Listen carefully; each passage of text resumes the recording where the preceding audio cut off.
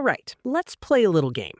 Imagine for a moment just how quickly you think you could turn a group of perfectly normal, well-adjusted human beings into a squabbling, prejudiced, and frankly, quite nasty bunch. Go on, take a guess. A week, a day, maybe a particularly grueling family holiday? What if I told you it could happen in less than 15 minutes? That's right, faster than you can microwave a sad desk lunch or scroll through your entire ex's Instagram feed. Today, we're diving headfirst into one of the most chillingly effective and frankly uncomfortable social experiments ever conducted. An experiment that didn't just illustrate the terrifying ease with which prejudice is manufactured, but also how it instantly degrades performance, dims intelligence, and turns perfectly lovely people into petty tyrants or defeated shadows. This, my friends, is the story of Jane Elliott and the infamous blue-eyed versus brown-eyed division. Because let's be honest, humans love to divide. We've been doing it since we first figured out how to draw lines in the sand. Or more accurately, since we realized their cave entrance was slightly less symmetrical than ours. We've divided by land, by language, by the way we wear our hats, by which spiritual traditions we follow, by how many goats you own, or by whether you prefer your tea with milk first or last. The reasons are often arbitrary, sometimes ludicrous, but the consequences always painfully real. Now, before you reach for your pitchforks, understand this. Jane Elliott didn't set out to traumatize children. She set out to educate them, to inoculate them against the very poison that had just claimed a national hero. Her method? Deceptively simple and terrifyingly effective. She walked into her classroom and announced that for today, there would be a new rule, a new hierarchy. And the basis for this new social order? Eye color. She declared that people with blue eyes were unequivocally superior. They were smarter, cleaner, more civilized, more likely to succeed. They were the 𝗕𝗿𝗂𝗄𝗏, the intellectual elite. And the brown-eyed children? Well, bless their hearts. They were, according to Ms. Elliott, less intelligent, less clean, less trustworthy. They were the problem, the ones who needed to try harder, but probably wouldn't amount to much anyway. Now, you might think, these are third graders. They'll see right through it. Oh, my sweet summer child. You underestimate the power of perceived authority and a few arbitrary rules. The blue-eyed kids were given special privileges, extra recess time, first dibs at the drinking fountain. They sat at the front of the class, and Ms. Elliott showered them with praise. Their brown-eyed counterparts, they had to wear distinctive collars around their necks, a visual marker of their inferiority. They had to use a separate drinking fountain, couldn't play with the blue-eyed kids, and were consistently told they were making mistakes. The transformation was almost instantaneous, faster than a politician can flip-flop on a sitting quietly, looking down, perhaps being corrected for minor infractions. The blue-eyed children were given special privileges, extra recess time, first dibs on lunch. They were told they could use the new shiny water fountain, while the brown-eyed children had to use a less desirable one. They were praised for their answers, even if they were wrong. Their collars were neat, their posture perfect. They were the in-group. The brown-eyed children, they were given collars to wear, marking them as inferior. They were told they couldn't play with the blue-eyed children. They were corrected more often, even for things they hadn't done. Their answers were dismissed. They were told they were slow, clumsy, and less intelligent. They were the out-group. The transformation was almost instantaneous. Within minutes, the blue-eyed children, emboldened by their sudden, undeserved superiority, began to exhibit classic discriminatory behavior. They started to taunt their brown-eyed friends. They called them names. They actively excluded them. One blue-eyed boy, previously best friends with a brown-eyed boy, declared, "You brown eyes, you can't play with us." The cruelty was chilling. The speed of its manifestation, terrifying. And the brown-eyed children, their performance plummeted. They became withdrawn, insecure, and genuinely struggled with tasks they had mastered just the day before. Their self-esteem visibly eroded. They became hesitant to speak, afraid of being wrong, afraid of being further diminished. It was a self-fulfilling prophecy, born of a lie. This wasn't a week-long experiment. This was one day, one school day, and the lessons were brutal. But Jane Elliott wasn't finished. The next day, she walked into the classroom and announced another discovery. "Children," she declared, I made a mistake yesterday. It's actually the brown-eyed people who are superior. They're the smart ones, the clean ones, the civilized ones." And just like that, the roles were flipped. The blue-eyed children were now the inferior group, sporting their own identifying collars. The brown-eyed children were the superior ones, showered with praise and privilege. The reversal was just as swift, just as potent. The previous day's victims quickly became the new oppressors. The brown-eyed children, having experienced the sting of discrimination themselves, now dished it out with startling efficiency. And the blue-eyed children, who had enjoyed their brief reign of arbitrary power, now slumped in their seats, their confidence shattered, their academic performance plummeting, just as their brown-eyed peers had done the day before. When the experiment was finally over, Jane gathered her students. The debriefing was raw. Children, both blue-eyed and brown-eyed, broke down in tears. They described the profound shame, the anger, the confusion, and the sheer unfairness of it all. They understood, in a way no lecture ever could have taught them, what it felt like to be judged and diminished for something as meaningless as eye color. Years later, many of these students would reflect on that single pivotal 2-day experiment as the most impactful lesson of their lives. It taught them, not just intellectually, but on a gut-wrenching emotional level, the insidious nature of prejudice. It showed them how quickly arbitrary distinctions can be manufactured, how easily power corrupts, and how swiftly human potential can be stifled or unleashed based on a fabricated hierarchy. So what does this tell us? Beyond the obvious discomfort, Jane Elliott's experiment is a stark, almost horrifying reminder of a few crucial things. First, arbitrary distinctions are incredibly powerful. Eye color, skin color, the side of the tracks you grew up on, which sports team you support, what kind of phone you use. These are often meaningless differences, yet we imbue them with immense social weight. And once that weight is assigned, the human brain, ever eager for shortcuts, latches on. Second, prejudice is learned, and it's learned fast. These children weren't born hating or feeling superior. They were taught it systematically by an authority figure in a matter of minutes. This isn't some deep-seated ancient human flaw that can't be overcome. It's a behavioral pattern reinforced by environment and perceived power dynamics. Third, perception directly impacts performance. When the blue-eyed children were told they were superior, their academic performance improved. When the brown-eyed children were told they were inferior, it plummeted. This isn't just about feeling bad.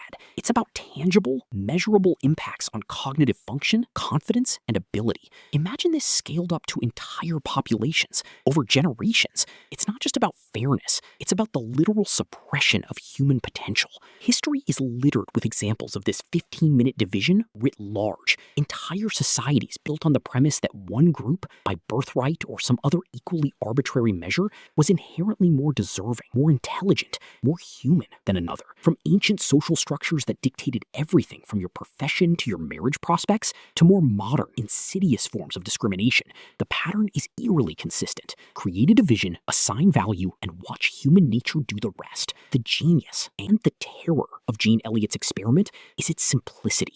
It stripped away all the complex historical, economic, and political layers we often use to explain prejudice and laid bare its raw, psychological core.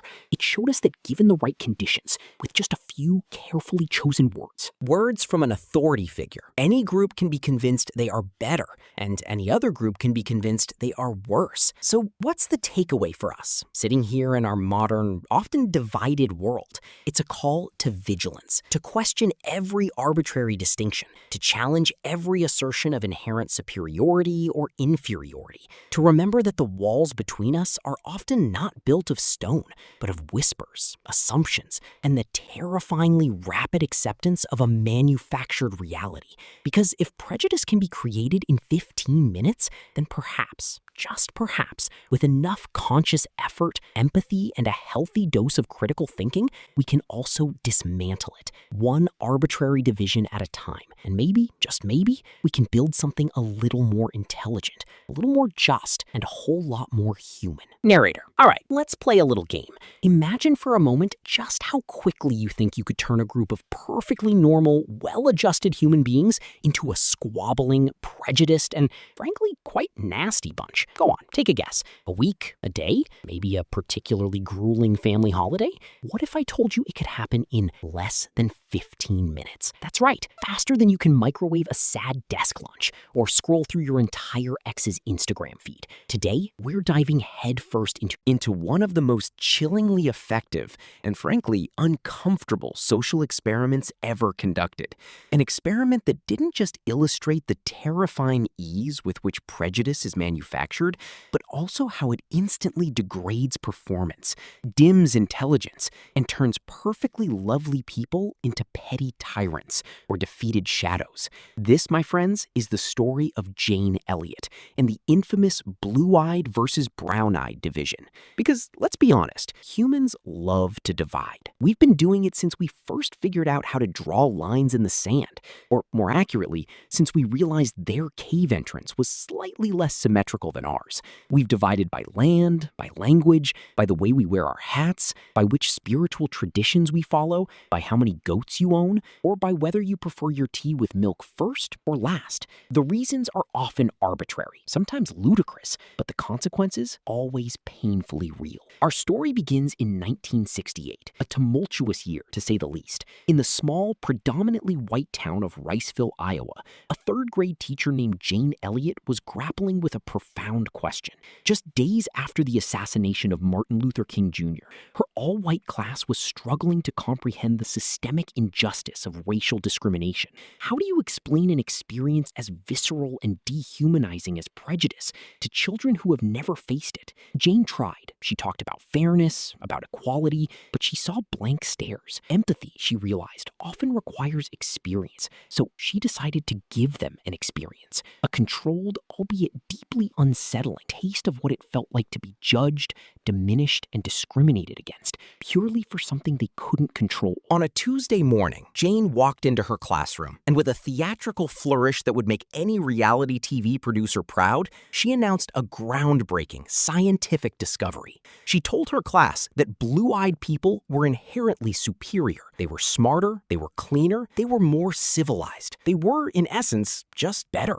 Now, think about that for a second. These were 8-year-olds. They trusted their teacher implicitly. She wasn't just any adult. She was the ultimate authority in their small classroom universe, and she had just declared that half of them were genetically inferior. The blue-eyed children were given special privileges, extra recess time, first dibs on lunch. They were told they could use the new, shiny water fountain, while the brown-eyed children had to use a less desirable one. They were praised for their answers, even if they were wrong. Their collars were neat, their posture perfect. They were the in-group. The brown-eyed children, they were given collars to wear, marking them as inferior. They were told they couldn't play with the blue-eyed children. They were corrected more often, even for things they hadn't done. Their answers were dismissed. They were told they were slow, clumsy, and less intelligent. They were the outgroup. Visual, a split screen. On one side, a blue-eyed child confidently writing on a blackboard, perhaps getting an answer right. On the other, a brown-eyed child struggling with a simple... The transformation was almost instantaneous. Within minutes, the blue-eyed children, emboldened by their sudden, undeserved superiority, began to exhibit classic discriminatory behavior. They started to taunt their brown-eyed friends. They called them names. They actively excluded them. One blue-eyed boy, previously best friends with a brown-eyed boy, declared, "You brown eyes, you can't play with us." The cruelty was chilling. The speed of its manifestation, terrifying. And the brown-eyed children, their performance plummeted. They became withdrawn, insecure, and genuinely struggled with tasks they had mastered just the day before. Their self-esteem visibly eroded. They became hesitant to speak, afraid of being wrong, afraid of being further diminished. It was a self-fulfilling prophecy, born of a lie. This wasn't a week-long experiment. This was one day, one school day, and the lessons were brutal. But Jane Elliott wasn't finished. The next day, she walked into the classroom and announced another discovery. "Children," she declared, "I made a mistake yesterday. It's actually the brown-eyed people who are superior. They're the smart ones, the clean ones, the civilized ones." And just like that, the roles were flipped. The blue-eyed children were now the inferior group, sporting their own identifying collars. The brown-eyed children were the superior ones, showered with praise and privilege. The reversal was just as swift, just as potent. The previous day's victims quickly became the new oppressors. The brown-eyed children, having experienced the sting of discrimination themselves, now dished it out with startling efficiency. And the blue-eyed children, who had enjoyed their brief reign of arbitrary power, power now slumped in their seats, their confidence shattered, their academic performance plummeting, just as their brown-eyed peers had done the day before. Visual, close-up of a blue-eyed child with a blank voice. On a child's face, tears welling up. Then a shot of Jane Elliott, looking solemn but resolute. When the experiment was finally over, Jane gathered her students. The debriefing was raw. Children, both blue-eyed and brown-eyed, broke down in tears. They described the profound shame, the anger, the confusion, and the sheer unfairness of it all. They understood, in a way no lecture ever could have taught them, what it felt like to be judged and diminished for something as meaningless as eye color. Years later, many of these students would reflect on that single, pivotal, 2-day experiment as the most impactful lesson of their lives. It taught them, not just intellectually, but on a gut-wrenching emotional level, the insidious nature of prejudice. It showed them how quickly arbitrary distinctions can be manufactured, how easily power corrupts, and how swiftly human potential can be stifled or unleashed based on a fabricated hierarchy. So what does this tell us? Beyond the obvious discomfort, Jane Elliott's experiment is a stark, almost horrifying reminder of a few crucial things. First, arbitrary distinctions are incredibly powerful. Eye color, skin color, the side of the tracks you grew up on, which sports team you support, what kind of phone you use. These are often meaningless differences, yet we imbue them with immense social weight. And once that weight is assigned, the human brain, ever eager for shortcuts, latches on. Second, prejudice is learned, and it's learned fast. These children weren't born hating or feeling superior. They were taught it systematically by an authority figure in a matter of minutes. This isn't some deep-seated ancient human flaw that can't be overcome. It's a behavioral pattern reinforced by environment and perceived power dynamics. Third, perception directly impacts performance. When the blue-eyed children were told they were superior, their academic performance improved. When the brown-eyed children were told they were inferior, it plummeted.